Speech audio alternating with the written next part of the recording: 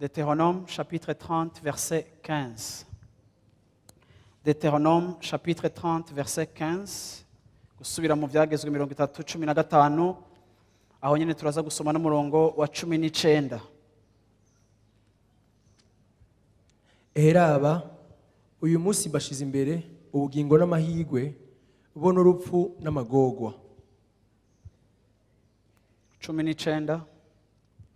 Uyu munsi ntanze ijuru n'isi kw'ivyabona bizobagiriza yuko mbashize imbere ubugingo n'urupfu, umugisha n'umuvumo. Nuko nimuhitemo ubugingo kugira ngo mubone kubaho mwe n'uruvyaro rwanyu. Haleluya. Musi shaka kuvuga ku kintu rimwe na rimwe dutahura ukutariko ariko kiri muri kino gice cyo gusubira mu byagezwe. Imana yahaye ubwoko bwayo iravuga ngo ndashizeho ivyabona ijuru n'isi ku murongo w'19 ati kuko imbere yanyu ndahasize ubuzima n'urupfu, umugisha n'umuvumo.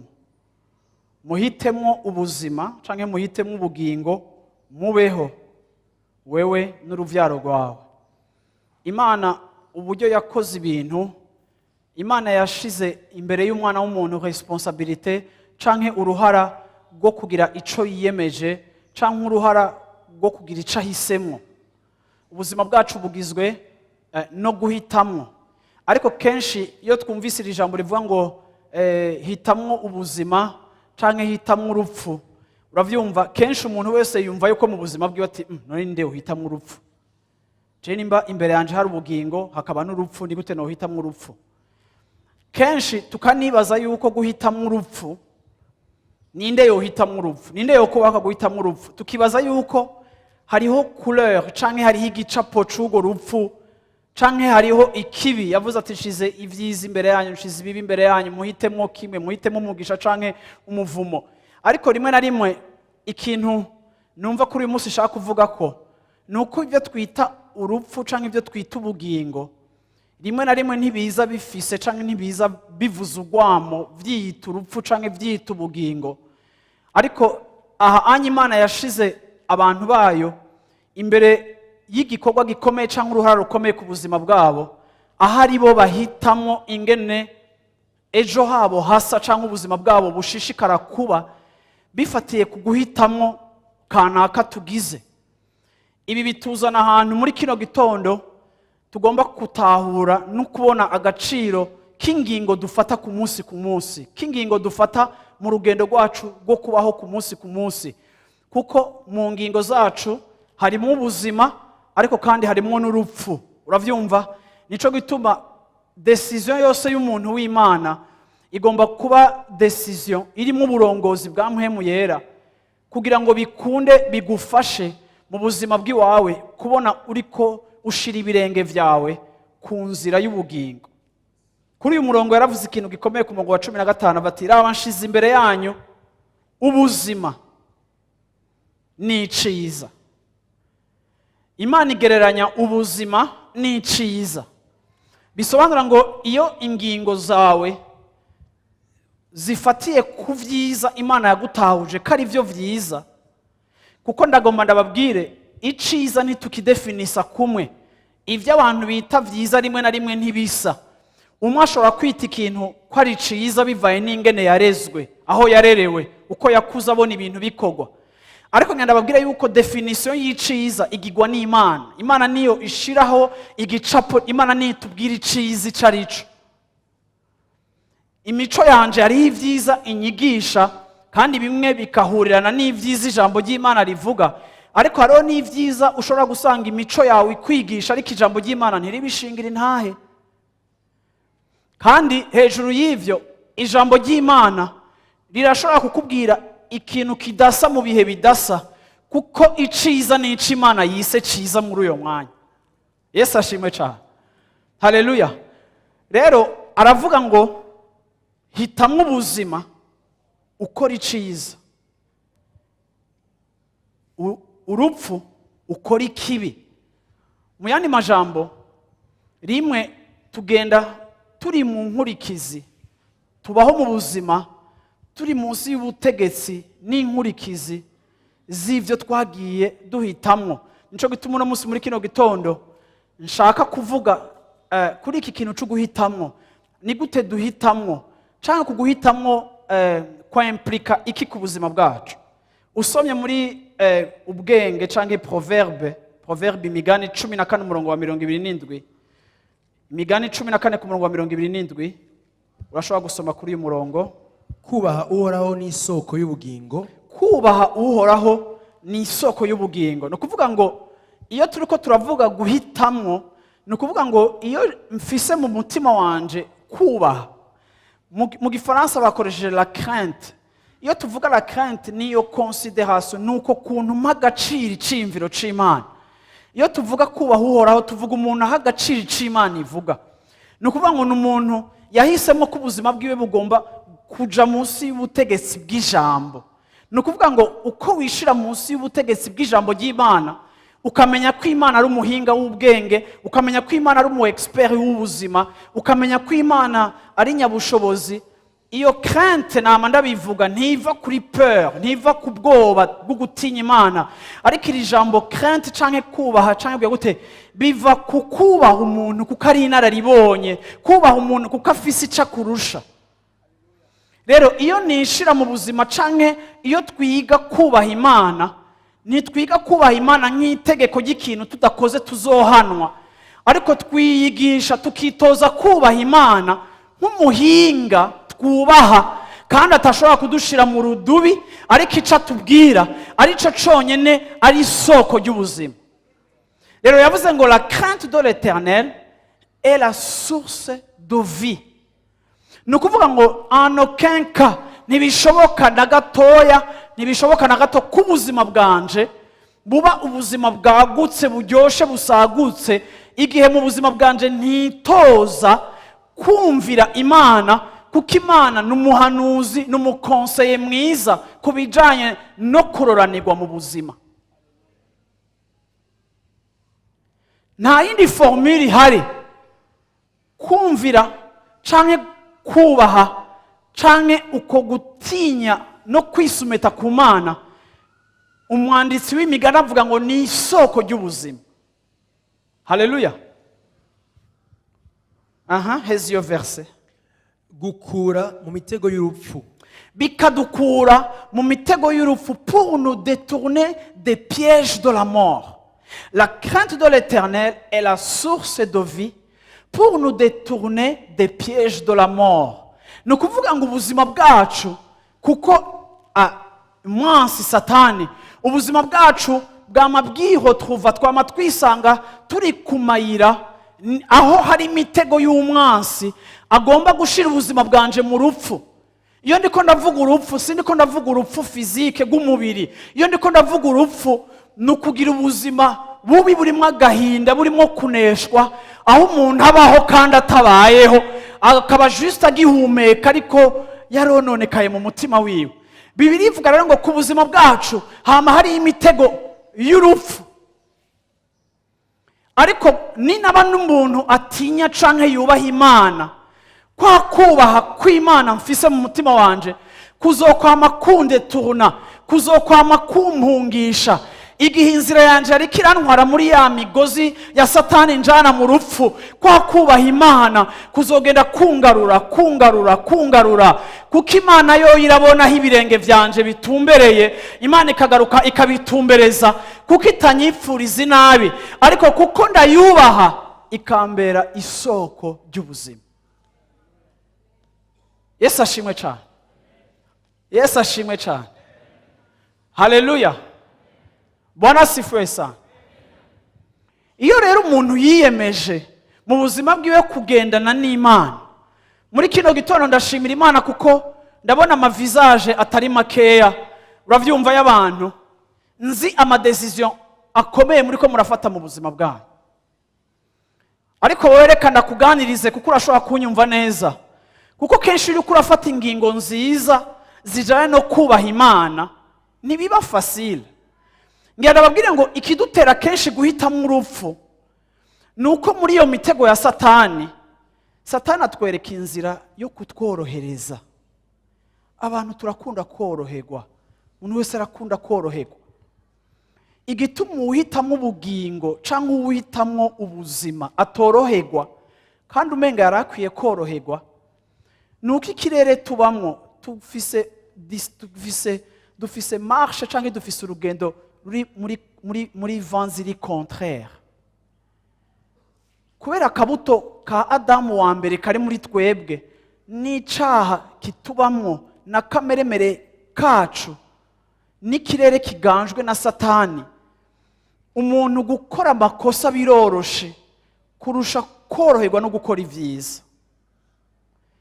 Ugaca usanga rero iyo umuntu ahanganye n'ibibazo bimwe mu buzima, iyo umuntu ari mu rugendo rwiwe, aza gusanga muri ca gitondo ngomba guhitamo iciza canke ikibi, iciza nkabaho, ikibi nkapfa, uza gusanga mu kibi umenga harimo facilité, mu madecision mabumenga biroroshe, biraza kunyorohera, biraza koroha. Uravyumva? Rimwe na rimwe ukanibwira yuko naho ukoze igafe uraza kurekipera situation imbere, ariko kuko ari umutego Satani yamaze kugutega, benshi ntibagaruka, canke niyo ugomvye kugaruka birakugora, canke inzara zikaba zagushitseko. Ariko kuri uyu munsi muri kino gitondo ndagomba kukuvugisha umuntu uri we wese, kukubwira ngo iyi nzira niko Bibiliya ivuga, tel chemin paraît droit devant un homme, mais son issue mène à la perdition. Inzira iboneka ko ari inzira igororotse mu maso h'umuntu, ariko iherezo ryayo rikaba ribi. Amaso yacu yaraba, hari igihe twibaza ko ibi bintu biza kutuviramo umugisha, ariko ugasanga harimo umutego, kandi iyo nzira ntiza kudushikana, ntigira aho ishika. Ariko tumaze gutakaza umwanya n'imyaka, tugasanga ntidushobora gusubira inyuma, tukicuza, ariko tugasanga twatakaje vyinshi, kuko ya nzira yasayangana, bwa bundi irimo umutego, irimo amapiège, bwa bundi twahisemo urupfu, tugasanga biragoye. Ejo nariko ndigisha ndavuga ngo Satani ntakangwa n'amakoraniro, Satani ntakangwa n'ibikorane vyacu. Iyo abantu b'Imana bakoranye iminsi yose bagakorana uko, aho hantu hari abantu benshi cyane, amaso yanje nibaza atarabona mu gikorane kimwe. Ariko kandi iyo abantu bakoranye, igihe cyose abantu b'Imana baza ku musozi w'Imana, hari ibintu bibiri tugomba gutahura bigomba kugira amakoraniro yacu. Icambere, iyo dukoranye twaje kurondera Imana, dukorana icambere kugira ngo tuze gutsindwa n'Imana. Ikoraniro ryose, igikorane cyose uzamwo, igihe cyose utonda ku munsi wa Mungu, igihe cyose uza mu nzu y'Imana, ukorana, uza muri presence y'Imana harimo intumbero yo gutsindwa n'Imana. Kuko ijambo ry'Imana ni icirore twirabamo. Iyo tuje muri presence y'Imana turayibona, tugaca twibona. Sinshobora kubona Imana sinibone muri iyo equation. Sinshobora kubona presence y'Imana sinibone. Nico gituma Yesaya abonye Imana atani ikintu na kimwe Imana imubwiye, imweretse abakerubi ingene baririmba mu ijuru ingene batazira. Ikintu ca mbere Yesaya yavuze ngo ewe ingene n'umunyaminwa yanduye. Automatiquement Imana itarinze gupointa ku caha, presence y'Imana iduha kugira conscience ya eta yacu tukibona. Sishobora kuja mu vy'Imana hama arafe ngo sinibone. No. Abantu uyu munsi bariko barapfa kuko baraza mu makoraniro nk'umugenzo. Kuko iyo tuje mu makoraniro, igihe cyose Imana yahamagara Isirayeli ikabazana ku musozi kugira ngo ibatabara abansi canke bakegerana nk'igihugu kugira ngo batabagwe ibibazo baba bafise, ikintu ca mbere twama tubona muri histoire ya Bibiliya, Isirayeli yama yihana. Ikintu ca mbere bakora barihana. Uyu munsi abantu ntibacihana. uyu munsi abantu akaguru kari ku kandi abantu ntibacihana kuko imana murayimetriza. N'ubu wamaze kumpanga urabona ati ibi bivuge ntutumwanya ahantu hatebe aha. C'est ça. Aya niyo makoraniro yo muri 2019. Ica kabiri abantu bakoranye abantu baronka amasezerano y'Imana, baronka inyishu z'Imana. Ejo nako nabwira abantu juste durakorana kugira twakira ivy'Imana. Ariko tukibagira parti ya mbere yuko dukorana kugira ngo duse nayo.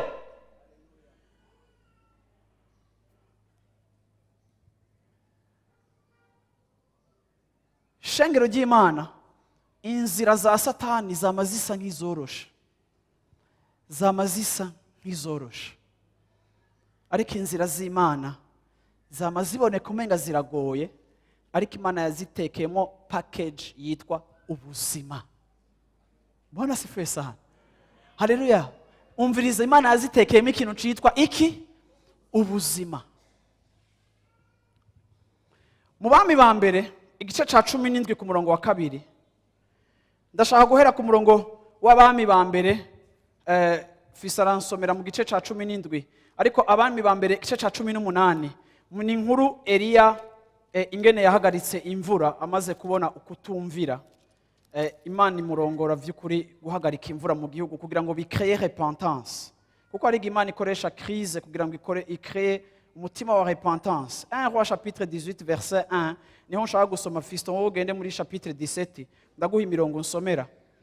Havuga ngo hashize igihe kirekire ijambo ry'Uhoraho riza kuri Eliya, hari mu mwaka ugira 3 inzara iteye, ritigenda wiyereke Ahabu, nanje nzorekurira imvura ku isi. Bibiri ivuga ngo haheze igihe kirekire Uhoraho yiyereka Eliya.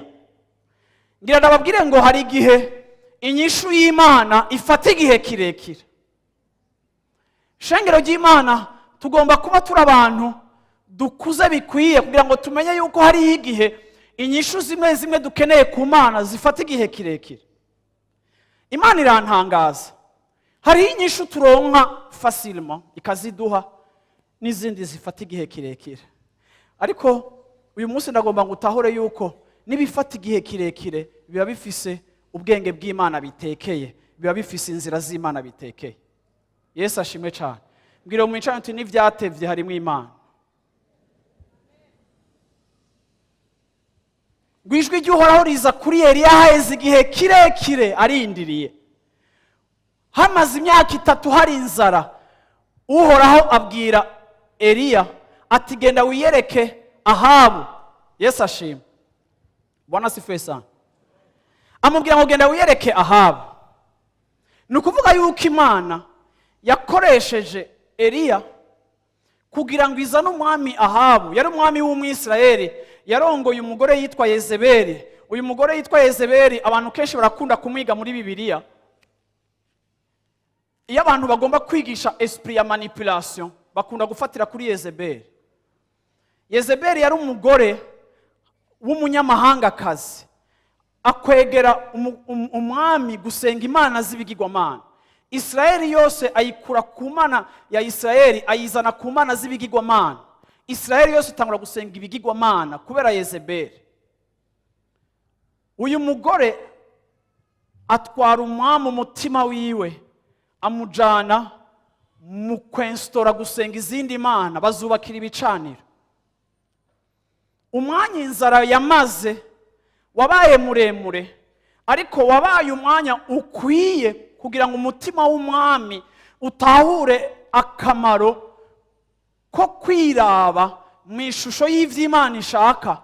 Imana imaze kubona ko Ahabu ari dispose kwihana, ari dispose kugarukira Imana.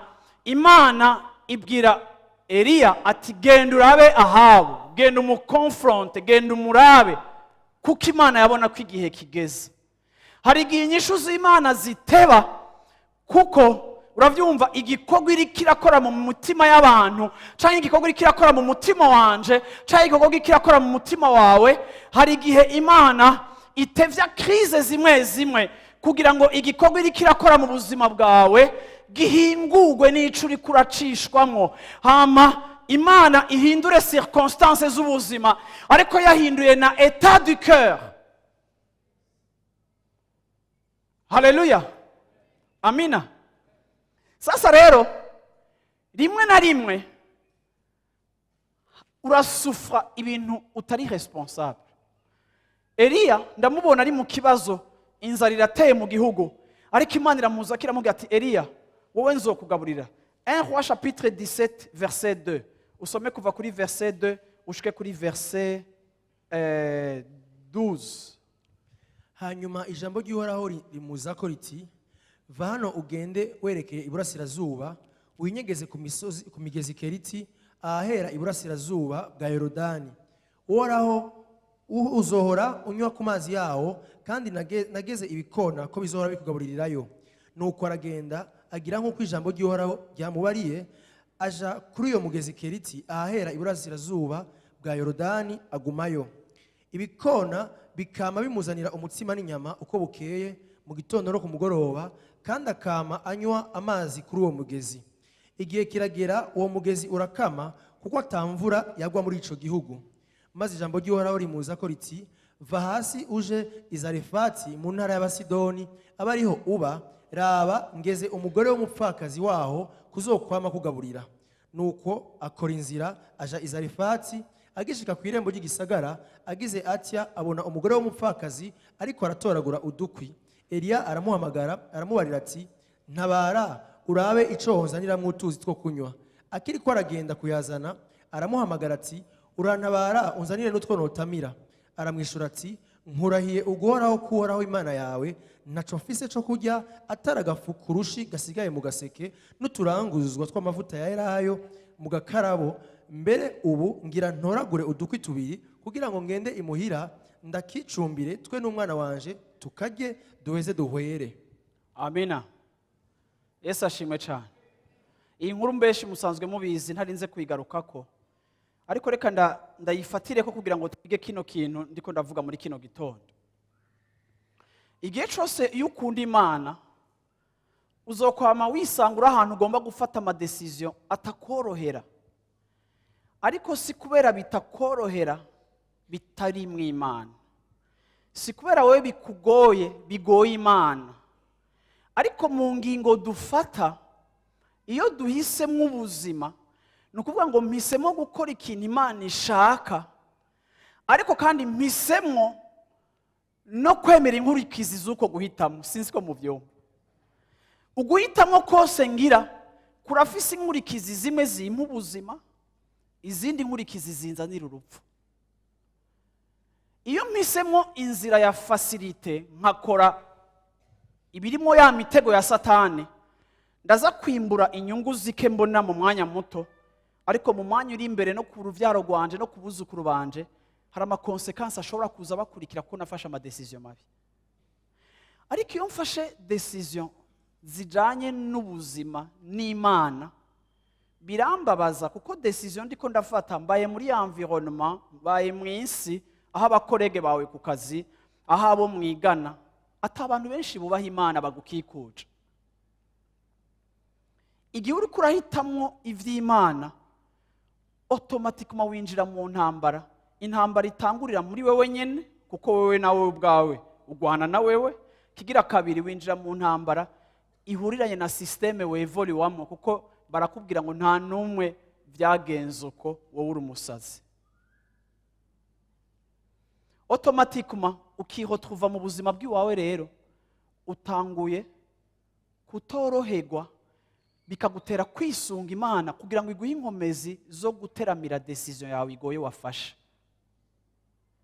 Bantu b'Imana, ubu Kristo ni ivyo, ibindi si ubu Kristo, ibindi na madini. Ubu Kristo ni ikintu kijanye no gukora ico Imana ishaka, kigoye muri kamere kacu, ariko gihezagiwe n'Imana, kandi mu gihe gikwiye kizozana inyungu yacu. Yesu ashimwe. Yesu ashimwe. Eliya Imana iteye igihugu inzara imukoresheje, aravuga ngo ndahagaritse imvura kuko ndagomba kwenstora obeissance y'Imana mu gihugu. Ahagarika ibintu byose haba inzara. None abantu bibana mwibaza ko iyo nzara we itamukorako, bibaza ko adafise famille abantu akunda bazosufra niyo fin, ariko we akora ico gikorwa. Imana ikimuhisezerana, Imana imubwira ngo wewe nzokugaburira, genda ku kagezi kitwa Kereti, genda uhicare nzokugaburira. Si nivyo gusa, kuri ako kagezi Imana ikamushirako, uravyumva, ako kagezi karimwo udufi duto duto, kuko amazi yari agitemba. Urazi ko inzuzi zishobora kuza ziva kure, ahagwa imvura inzuzi zikabana zitemba. Niho Eliya yabaye, akaba ku kagezi, akajya udufi two mu mazi, akaba aho hantu. Ariko mwumve nawe ntiyorohewe, ariko kandi yahisemo ubuzima. Ariko yahisemo aramuzigamye. Ikigira kabiri, aca amugirira iki? Amubwira ngo nzogutungisha akagezi k'Ikereti. Si ivyo gusa, nzotegeka n'ibikona bize kukugaburira. Bibiri ivuga yuko mu gatondo ibikona byaraza kumugaburira, ibikona bikaza kumugaburira mu ijoro. Ngira ndababwire ngo kuri iyo nzira y'ukumvira Imana tudekuvra ibintu tutigeze tubaho mu buzima bwacu. Biba ari ibihe bigoye, ariko biba ari ibihe by'ubuntu budasanzwe, aho tubona ikintu naturellement kidafise explication. Niho hantu honyene umuntu w'Imana abonera ibitangaza birenze ibitangaza aba yarabonye, kuko igitangaza, iri jambo igitangaza rikora mu bintu biri extraordinaire. Sishobora kuvuga igitangaza mu bintu biri ordinaire, mvuga igitangaza mu bintu bidasanzwe. Rero mwiyumvire Eliya ariko araroba akarya utwo dufi, ariko akazabonye igikona kiraje, Bibiri ivuga ngo vyama bimuzanira inyama n'umutsima. Iyo ico kibazo kitaba kihari, Eliya yateka canke akagaburirwa n'abandi bantu bamutekeye, akaba aribo bamuserve. Rero ibibazo vyacu biraduha kubona grâce y'Imana mu yindi dimension, ku buryo hari ibintu utazobona nimba utari no mu kibazo. Rero ibibazo vyacu nk'abantu b'Imana navyone biba mwisomo, kuko twahisemo ubuzima. Imana itwiyerekera mu bindi bintu ikavuga ngo ndashobora kukubeshaho mu bundi buryo butandukanye n'ubwo wari umenyereye. Nagiye kuraba nsanga hari ibikona bibiri. Hari ibikona biba muri Caledoni, uravyumva, ni ibikona byose biri ku maire ya Pacifique. Hakabaho n'ibindi bikona biriko birahona biri mu gace ka Hawaii, uravyumva. Nsomye iri jambo ry'Ikereti nashatse kuja kuraba, uravyumva, ibi bikona kugira ngo ndavyigeko. Sanga hariho ubwoko bw'ibikona, ibikona hajya hejuru ya O hariho hehe kuri O kaka nika, okay, ibikona. Ejo nagiye kuvuga ubutumwa, baratuma protocole ngo ubwire pasteur ntavuga igifaransa. Ejo navuze message itagiramo na France nimwe. Bwana sifiwe sana. Ibikona. Ibi bikona rero byaja kumugaburira Eliya. Nararavye, waruzi yuko ibikona, kuko iminwa bifise imwe ni mitoya bivaye naho bija kurondera indya. Rero kugira ngo gishobore kurondera indya, kigasanga umunwa wacu ni muto udashobora kwinjira mu ntoboro zimwe zimwe, ibikona imbere y'umwana w'umuntu, naciye mbona muri histoire y'umwana w'umuntu, hariho kaya kantu bakoresha kaba kameze nka hameçon, canke kaya kantu gafise crochet, ingera, iyo tukajya dukoresha mu kuroba. Warubizi ingera? Igera. Uravyumva? Hameçon, siko? Warubizi yuko twebwe igera abana b'abantu twarikoze inyuma y'ibikona. Uravye abana b'abantu byari bakoze igera, ni découverte abantu bagize batevye, ariko ibikona byaradutanze. Rero ibikona birafata igiti bikagikurako amashami, bigafata agati, kigafata n'amano yacu canke ibidore vyacu, bijya ibinono vyacu, niki ibinono, aca n'ibinone uravyumva inzara zacu uravyumva kigafata agati kikagakarisha kigakreya igera uravyumva rivuye mu giti hama rero igikona kikagenda gitwaye ako kantu kugira ngo aho umunwa wacu utaza gushika kirungike kajya kantu gikoresheje umunwa canke rimwe na rimwe intoki kigakoresha kajya kantu cabaye imbere y'umwana w'umuntu kwemvanta ikintu gishobora gutora ikintu ahantu kinyegeje. Baravuga ngo ivyo bikona bimwe bimwe bifise intelligence imwe bagitwaye muri laboratoire bakigize k'ubushakashatsi batangura kukigaburira bakagihemba iyo gitoye ivyo kurya biri mu gapapuro kakozwe muri forme kanaka hama kimaze kubona yuko iyo kiriye ivyo kurya biri muri ako kantu baca bacongera ivyo kurya gica canhojistra yuko iyo kiririye muri ako kantu baragihemba hama rero bakizanira akandi kadakozwe uko ntigifungure bakizanira igipapuro gisanzwe kigaca gifata umwanya kikubaka kuko camaze gutahura yuko iyo ndiriye muri recipient imeze uko barampemba bakagiha igipapuro kitari plié igikona kigafata amano yacu kigatangura kigakora ko camaze mu bwenge bwacu gutahura yuko ugikoreye ukigaburiye mu kantu kangana gutyo ugiha ivyo kurya biri supplémentaire kigaca kibifungura bakagiha rero kigakora birafata igiti bikagitaya bikagisongora uko uravyumva.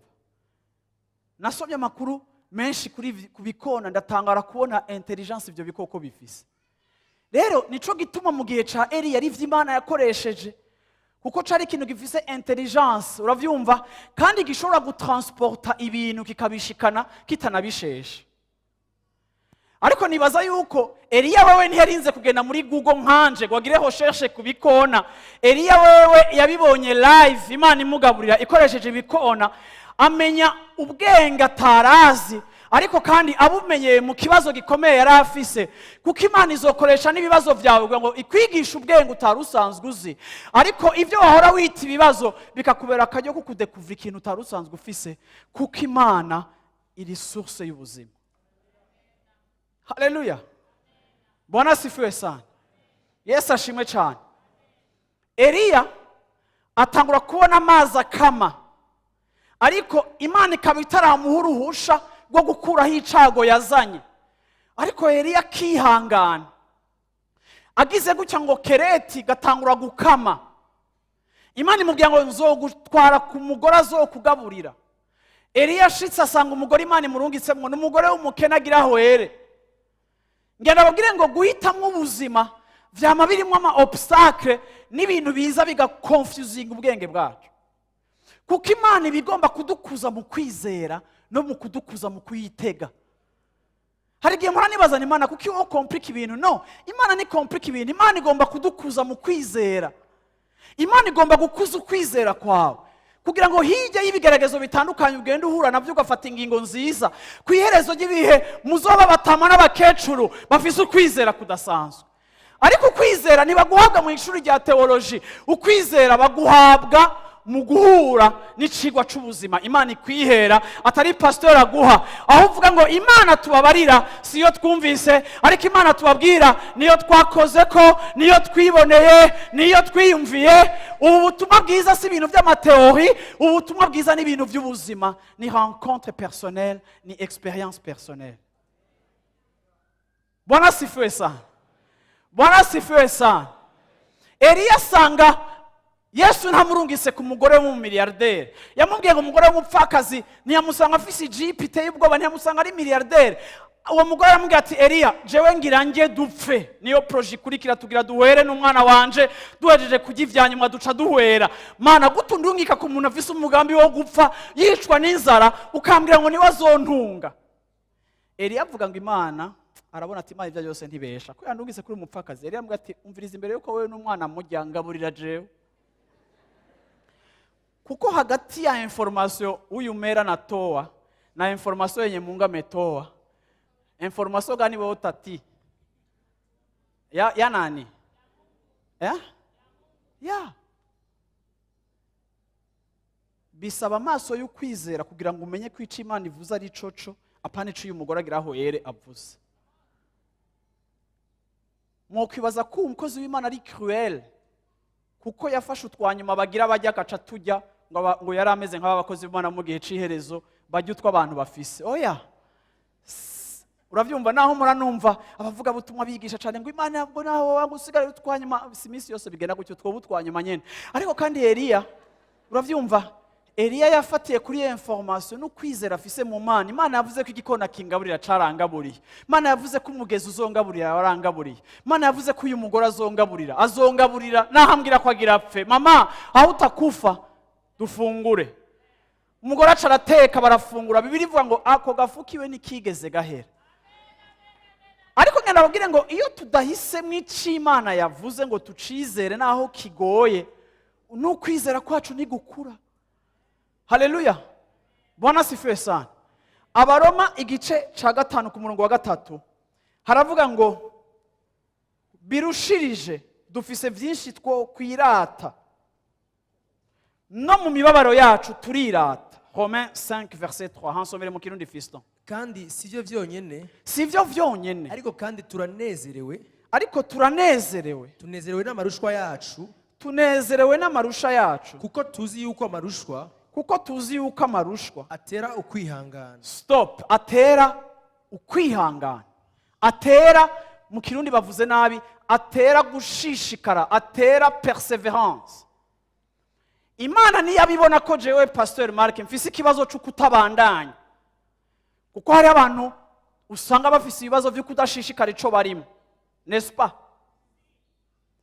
Imana iravuga ngo, Paulo yandikira Abaroma avuga ngo turanezerererwa amarushwa yacu.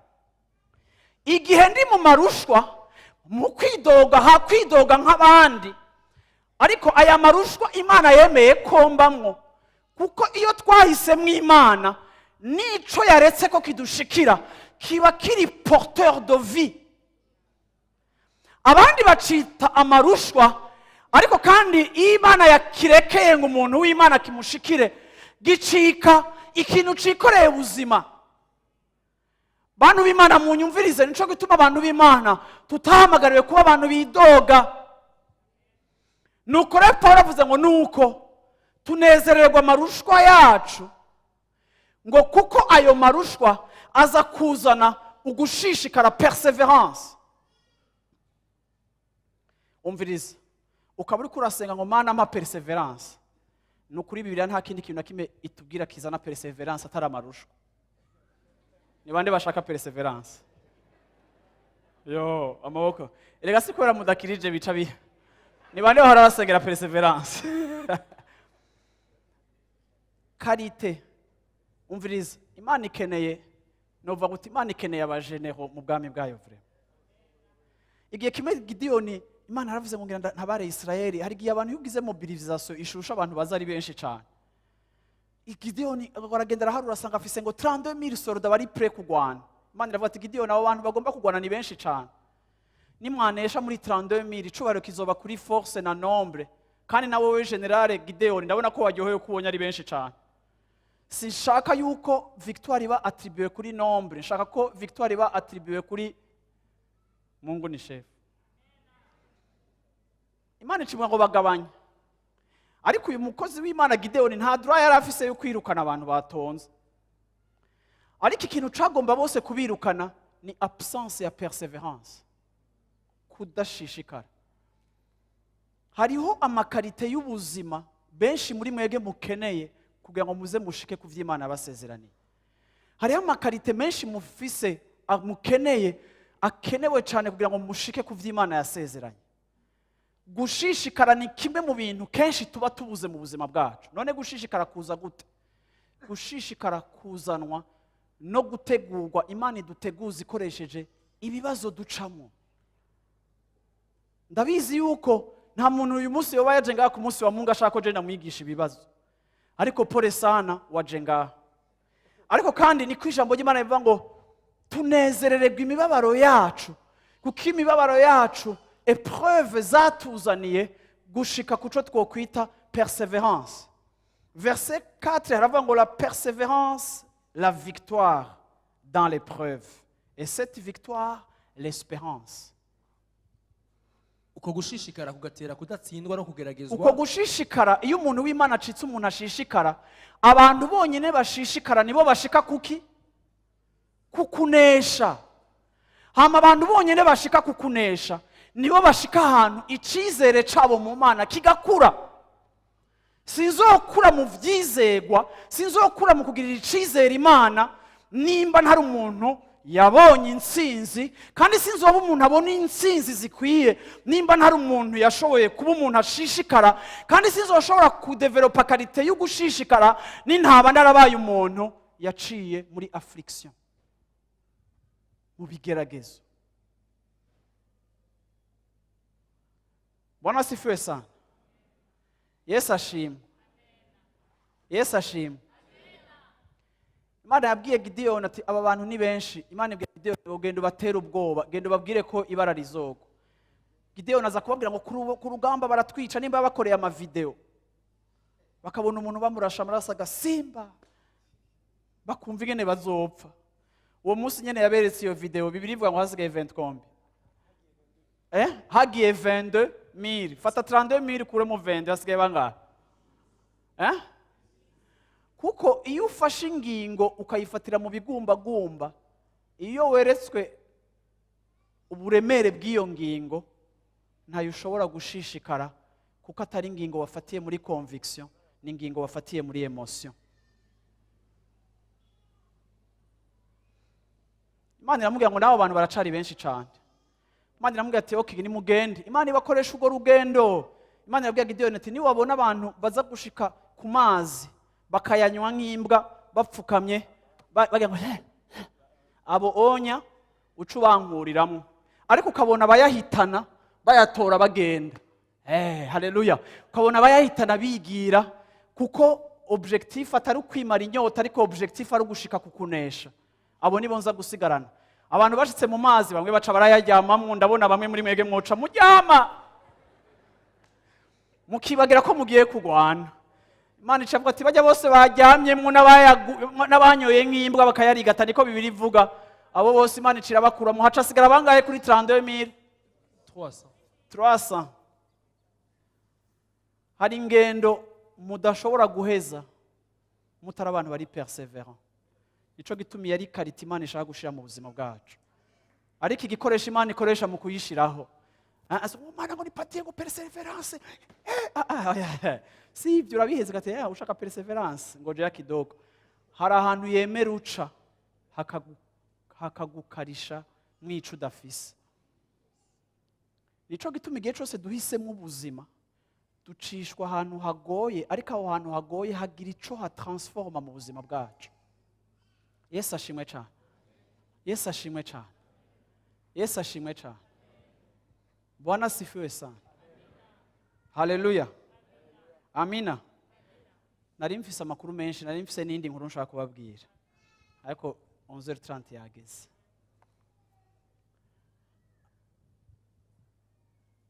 Kuko mondeka nkabandanya nca mpeza 12h30, kandi banza mubazanye mese ko mutaza gusohoka.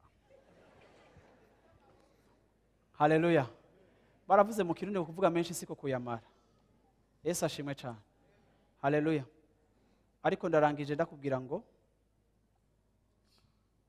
perseverance ni camwa Imana izana mu buzima bwacu. Ndabasomera umurongo umwe gusa, umurongo umwe gusa, kuko ugomba gutahura yuko igihe cyose uhisemo kumvira Imana, igihe cyose uhisemo kumvira Imana, uzokwama wisanga umenga wahisemo ikintu kigoye abandi bose batariko barakora. Ndakunda kumva abakristo be influence na mu ngeso mbi, ariko kandi bakakwa influence banakwereka yuko nabandi ariko babigira. Ugasanga tugizwe n'amahakursi menshi dufata, ariko tukibagira yuko ayo mahakursi atujana mu rupfu. Ukisanga mu buzima bwawe uri mu nkurikizi, uno munsi uri kuraba mu nkurikizi kuko washatse gufata amahakursi. Rimwe uravye umenga inzira y'Imana mu bintu bimwe mwirateba, ariko naho umenga irateba irarama. Kandi ngenda kubwire ngo no muri ivyo uri kurahura navyo kuko wumviye Imana, nakaryo kawe ko kwiga ikintu gishasha. Hari ico Imana iriko iraforja. Ngira ndababwire ngo uko umuntu w'Imana agira ivyamwa vyiza bigenda biva ku vyo yagiye acanamo n'Imana, Imana ikamuhingura. Aha twese turi mu bitaro vy'Imana, turi muri laboratoire y'Imana, turi muri salle d'opération. Hari ivy'Imana igenda ifasona muri twebwe ishiraho. Ejo hari ivyamwa abantu bazobona mu buzima bwawe ntibumva aho biva canke bakibaza ngo urigirisha. Ariko kandi bikaba ari ibintu Imana yagira akora muri wewe kuko iriko irakora. Rero iyo uhisemo ubugingo ugakora ico Imana ikubwiye, uravyumva en même temps Imana igikoresha kugira ngo iguhe akaranga kayo. Turashaka kubona mu gihugu dufise abatama n'abakecuru igihe mwe muzoba mufise, iyumvire mwese igihe ngaha muzoba mufise nk'imyaka 80. Mukaba muri abantu bahinguwe babaye fasone n'Imana. Iyumvire imigani muzocira abuzukuru banyu, imvire ico muzoha abantu, imvire ubwenge buzoba buri mwebwe, imvire biblioteke igihugu kizoba gifise, iyumvire ubuzima muzoba mufise, iyumvire ico cumba c'amahombi muzoba murimo kuko mutagishobora kugenda ariko musengera urwaruka ngo rutware ubutumwa bwiza mu mpande, iyumvire conseil muzoba mutanga ku badirija abashasha bakiri bato bakeneye direction, iyumvire ibintu muzoba mufise vrai. Bantu b'Imana, societe zacu zirakeneye abantu. Kujya mu Kirundi bavuga ngo abantu bijunja. Apana abantu duherekeza ku mpanda tukamonta histoire kuri bo kugira ngo tuvuge ingene abantu babaye abashinga ntahe. Nawe uvuga ijambo ukabona si wowe uhejeje kurivuga kuko wari uremerewe, kuko wabeshe terema kandi wabesheye kuri cimetière. Ariko bene ibi vyamwa bizima biza mu buzima bwacu, Imana igenda irabikora. Umviriza abantu b'Imana, aho uca hose, inzira yose Imana ikugendera gucamwo, hariho depo y'Imana. Kuri chaque étape ya parcours yawe hariho depo y'Imana. Eliya yari profete, ariko Imana yari igifise ivyiriko irakora kandi no mu buzima bwiwe igomba kumwigisha. Bwana asifiwe sana. Yakobo arabivuga neza igice ca mbere ku murongo wa 3, avuga ngo iki? Sachant que l'épreuve de votre foi produit la patience. Mumenye yuko ibigeza ukwizera kwanyu bitera ukwihangana cyangwa gushishikara. Ukwihangana. Rome avuga ugushishikara. Yakobo we akabivuga muri patience. Sachant que l'épreuve de votre foi produit la patience. Nabande bahora basaba Imana ngo Mana makwihangana, nyigisha kwihangana. Mumva twasomye kari kikizana kwihangana. Uwo mpindi verse nimwe yo muri Bible ikubwira ikintu kizana patience atari épreuve. So, nimba ashaka ko Imana inkuza mu kwihangana, izokoresha ivyo ntakunda vyitwa ibigeragezo. Ariko ninabicamwo nk'uko Imana ishaka, bizonzanira ubuzima. Haleluya. Bwana asifiwe sana. Aha. Bandanye yo, aha. Okay. Continue verset 4. Ariko ukwihangana na gukwiye guhingura igikorwa cako. Nukuvuga ngo n'ukwihangana hari igikorwa cako gihingura muri wewe. Aha. Ngo mubone gutungana gose, kugira ngo mubone gutungana gose, muhinguwe mudahajije na kamwe. Subiramo. Ariko ukwihangana nako gukwiye guhingura. Iyo Imana iri kirandera ikankuza mu kwihangana, kwa kwihangana mfise mu bigeragezo, kwihangana mfise mu nzara, kwihangana mfise mu bukene, kwihangana mfise mu gasuzuguro, kwihangana mfise mu bintu bitandukanye by'ubuzima ncamwo, kwihangana mfise mu biriko birangora, kwihangana mfise kuwo twubakanye, ukwihangana mfise ku bana banje, ukwihangana mfise ku bakorege banje. Kujya kwihangana nako n'Imana ikira guproduza muri jewe, kujya kwihangana nako ne kuraza kandi kwasubira kugahingura ikindi gikorwa. Ukwihangana nako kugomba gushitsika fiston. Gukwiye guhingura igikorwa cako. Aha. Ngo mubone gutungana gose. Stop. Kugira ngo mubone gutungana gose, kugira ngo mushike kuri perfection. Uravyumva? uburyo Imana iduperfectiona, uburyo Imana idutunganya, uburyo Imana ikuramwo ibintu byose ikagenda itugira abazima, ikagenda iduha vya vyamwa vyaje, uburyo dutanda vers la perfection, uburyo turushiriza kugenda dutungana, bigomba kuba produit no kwihangana. En d'autres termes, abantu batari patient ngo bihanganire ico Imana ikirakora mu buzima bwabo, abantu batari patient uravyumva ntibari expose kuri possibilité yo kuja muri perfection. Hama kandi Bibiri ivuga ngo nutando vers la perfection, twahamagariwe tugenda dusa nawe. Izi zose ni karite ziri muri Kristo, niwe mutwe w'ishengero. Nta kuntu Imana ishaka yuko umubiri udasa n'umutwe. Nimba Kristo afise izo karite, objectif y'ubutumwa bwiza nuko ikarite zose ziri mu mutwe ari we Kristo, nuko izo karite zirepercuta muri style de vie z'umubiri mu ngingo, ku buryo ngaha mwese mu ishengero mwe yera ariko arakora igikorwa cyo kuduperfectiona, aduperfectiona. Kimwe mu ma-outils de travail ya Saint-Esprit, c'est les épreuves z'ubuzima bwacu. Ce sont les épreuves. Nagize ko sana ryo mumvise. Uravyumva z'ubuzima bwacu. muhinguwe mudahajije na kamwe. Mudahajije na kamwe. Mbwira mwicaranye uti udahajije na kamwe, utari muri mwe no mu kantu na kamwe. Haleluya. Ubwo nigo rugendo bene data murimwo, ubwo nigo rugendo rw'ubuzima bwanyu. Yesu ashimwe cyane. Rero muhitemwo ubuzima. Haleluya. Amina. Kuko Imana yaraduhitishijemo ngo nshize imbere yanyu ubuzima, nshize imbere yanyu urupfu, nshize imbere yanyu umugisha, nshize imbere yanyu umuvumo. Muhitemwo ubuzima mubeho. Yesu ashimwe. Yesu ashimwe. Rero ndangije mvuga ngo igihe cyose position ubuzima bwanje kumvira Imana, mfata decision iri contraire y'ico systeme mbayemo ishaka ko nkora. Nimukatubwira ibiharuro, nimukatubwira ngo abandi bagira ibi, hari n'abantu baza kurangwa n'agapasere ko hari abantu ngo bagira, kubera iki urinda kumbarira abandi? Wewe Imana mwavuganye iki? Wewe Imana yakwigishije iki? Wewe Imana yagutanguje iki? Bwana asifiwe sana. Muhaguruke dusenga Imana.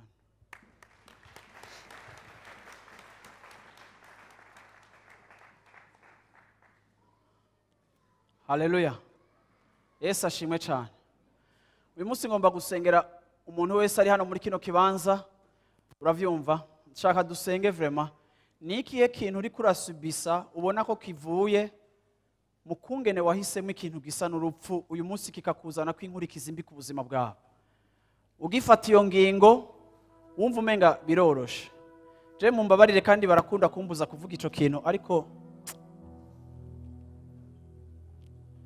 hari ikintu kingora. Je ndi sensible kuri famille, ndi sensible kuri famille, ku muryango vraiment. Ariko kandi nukuri ukabura umugabo cyangwa ukabura umugore uja mu bagore bo hanze, ico kintu uragiheba vraiment. Ikintu narakivuze kuri bonane ndasuye kivuga no munsi, muve mu bagore bo hanze, muve mu bagabo bo hanze. Peu importe impamvu ufise zo kubigenza uko. Ntugatungwe n'umugabo w'uyundi mugore. Ndakwingize kubw'imbabazi z'Imana. Ntugatungwe n'umugabo w'undi mugore, kuko na wewe uri kurasengera urugo rwawe kandi utera amarira mu buzima bw'uyundi muntu. Naho waba warihebuye atanu rwawe uciteza, ariko utera amarira mu mutima w'uwundi muntu. Bibiri ivuga yuko igihe Adamu na Eva Imana yahagarara, Imana niyo yahuje umugabo n'umugore. Imana niyo yavuze ngo birakwiriye ko umuntu agira uwo bubakanye. Numva umenga n'ubugararije kubaho ubwo buzima. Numva umenga ni rebellion iteye ubwoba ku Mana kubaho muri ubwo buzima. Nubwo nibindi ariko birariko iki kirandimo unyihanganire. Birambabaza iyo numvise yuko ngaha muri eglise ya Life Center aha ushobora gusanga umuntu akubwira ngo sinshobora gusengera iwanyu kuko umukobwa yantwaye umugabo asengera muri life center. Sinshobora kumva ingene ushobora kuba usengera ngaho ukaba ufise umugabo w'abandi akaba ari wagutunze ariko atari umugabo wawe. Ni ukuri naho wonsaba umunsi wose ngo je nawe twicare turirane tworira umunsi wose, ndakwinginga ndagusaba ndavuga nti yacu usambura ingo z'abandi. No bigusaba vre.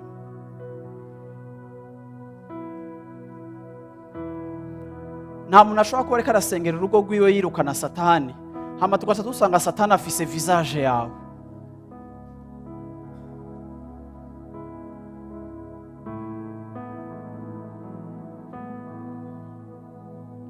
Urazi Satani kugira visage y'umukristo wawe. Je Satani nigishijwe sindabona visage yiwe, ariko iyo nsanze afise visage yawe icika shoke. Urazi ko hari igihe Satani adusuzuguza nk'abakozi b'Imana akatwimvisha ko ataco dukora, mu kudushirira habona intahe mbi ziri muri mwebwe.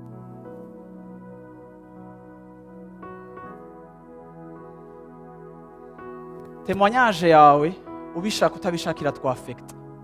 Témoignage yawe mbi iratwafekta kuko uru rugingo rwanje nanje ndi rugingo rwawe.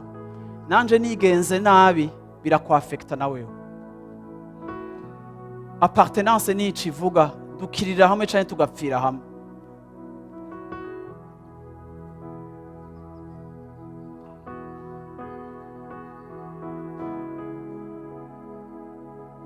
Sivyo abantu b'Imana.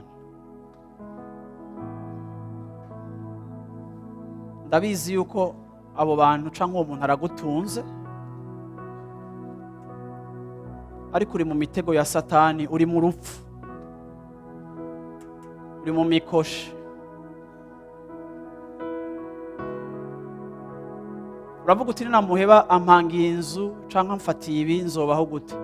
Emera usubire ucupire, emera usubire uhombe, emera usubire utakaze fraîcheur, emera usubire use nabi, vyemere.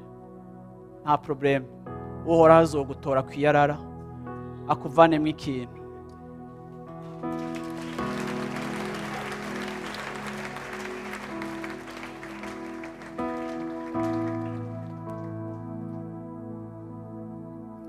Iki kibanza dusengeramo cari mwiyarara, ariko Imana yarakigize ikibanza c'ubuzima. Nimba Imana ihindura amateka y'ikibanza, ntizonanirwa guhindura amateka yawe. Haleluya, haleluya. Yesu ashimwe cyane. Nimumbwire uti hagarika rero. Turashobora gusenga. Mwami Yesu, ndaguhaye icubahiro, ndagushimiye kugira neza kwawe, ndagushimiye kuri Imana nziza. Washize urupfu imbere yacu, ushira n'ubugingo imbere yacu, uratubwira ngo duhitemo ubuzima tubemo. Mana, ndagushimira ku bantu bose bari muri kino kibanza. Ndagushima ko iri ari ikoraniro ry'abantu, twese turi imparfait, ariko Mana yo mwijuru, ibigeragezo vy'ubuzima biproduisa patience muri twebwe. Patience muri twebwe nayo nigaproduisa igikorwa muri twebwe, ico gikorwa muri twebwe kikatujana muri perfection. Ndakweretsa abantu bose bari muri kino kibanza, ndakweretsa bari ku mayira asa n'ay'urupfu bahisemo nabi Imana, ariko bari muri nkurikizi z'uguhitamwo kwabo kubi. Ndakweretse Mana yo mwijuru n'abantu bari muri kino kibanza, ariko kandi bahisemo Mana neza, ariko kandi mu guhitamo ubugingo bameze nk'abantu bariko baricwa, bariko barababazwa. Ntawe ubatahura, ntawe uriko arabatera intege, ntawe uriko arabankuhaja, ntawe uriko arababwira ngo go, ntawe uriko arababwira ngo mwahisemo neza, ahubwo abantu bose bariko barababwira ngo bazomaramara, bazokorwa n'isoni. Mana, ndakweretse uwo muntu Mana akeneye encouragement. Mana yo mwijuru, ni wowe wenyene udutera intege, ni wowe udushigikira, ni wowe Mana yo mwijuru dushigikira. Igihe Mariya yavyaye akavyara Yesu, akamuvyara mwibanga, akamuvyara yumviye Imana, nta bandi bafani bari bahari, ariko hari abamarayika. Ijuru ryaramanutse riraza riraririmba. Mana, n'igihe abantu batodushigikira, abamarayika bawe bazoza, bazodushigikira, bazodutera intege, kuko uri Imana igira neza. Ndakweretse abantu Mana bari afflige, bari hano hantu, ndakweretse abantu bari eprouve, ndakweretse abantu baremerewe, ndakweretse abantu babajwe, ndakweretse abantu bariko barasufa kubera kukwemera, ndakweretse abantu bariko barababazwa kubera gukora ibintu kushaka, ndakwereka abantu menga basa canke baboneka nk'ibijuju kuko bahisemo kukumvira, abo ndabateruye, abo ndabakuzaniye muri kino gitondo. Ndakweretse Mana abahisemo kukumvira no kugukurikira no gukora ibintu kushaka, ndabakuzaniye Mana. Ndavuze Mana ngo reka muri wowe babe fortifié. Ndakweretse imiryango Mana ibaye iciriritse Mana idafise ingene ibayeho neza, ariko bahisemo kubana na wewe, bajya utuboga bakanywa amazi, ariko bahisemo kubaho uko ushaka wewe Mana. Ndabakweretse, ndabakuragije, ndabagushikirije Mana. Uri Imana yacu, uri Imana yacu, uri Imana yacu.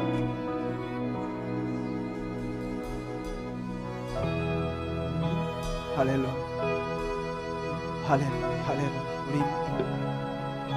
Uri Imana, hallelujah, hallelujah. Bashobora kuduza ivyo biganza vyawe aho uri. Hallelujah, hallelujah. Muri kino gitondo ndumva grâce y'Imana hano hantu. Hallelujah. Ndumva grâce y'Imana hano hantu. Ndumva grâce y'Imana hano hantu. Hallelujah. Hallelujah, hallelujah. Hallelujah, hallelujah. Bashobora kumpindurira iyo note muri ko gatoya. Hallelujah. Mumpindurire note gatoya. Hallelujah. Ukuriho ntaco nzotinya, ibiri imbere urabimenya, umfumbatiye mu biganza vyawe iteka ryose, kuva none iteka ryose. Uri Imana yanje, ukuriho muri kino gitondo Imana yacu iriho, ukuriho ntaco nzotinya,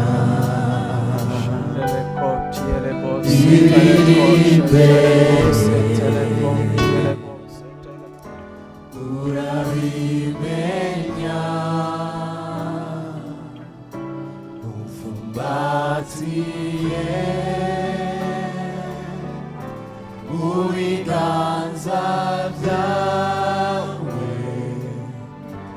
kuva none iteka ryose. Uri Imana yanje, uri Imana yanje, uri Imana yanje, uranzigama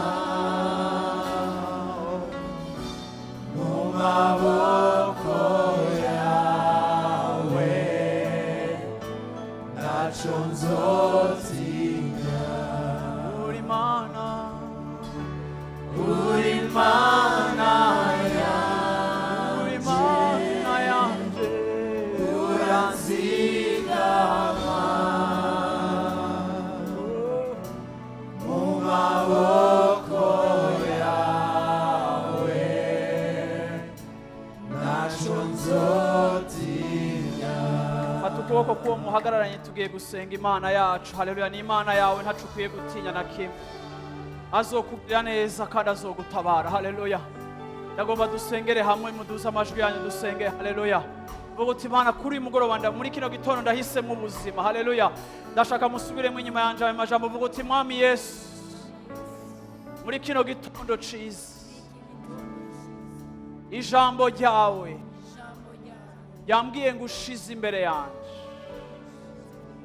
ubuzima n'urupfu, kandi wambwiye ngo mpitemo ubuzima mbeho.